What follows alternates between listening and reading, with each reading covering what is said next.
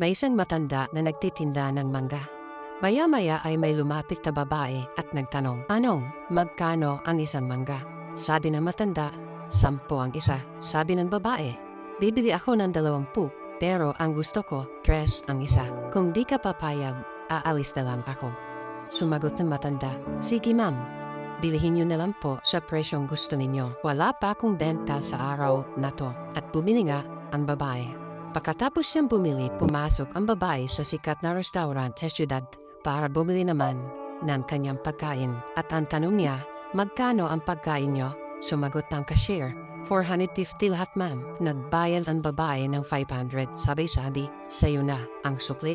Itong istoryang ito ay normal lang sa mga taong may pera. Pero napaka-unfair naman sa parte ng matanda na nagtitinda. Bakit may ilan sa atin na nagdadamot sa mga taong kailangan ng tulong natin? Pero mapagbigay naman tayo sa mga taong hindi naman kailangan ng tulong. Mga kaibigan, gamitin mo yung pera mo para maayos ang ugali mo. Huwag mo ipakita ang ugali mo para lalong dumami ang pera mo.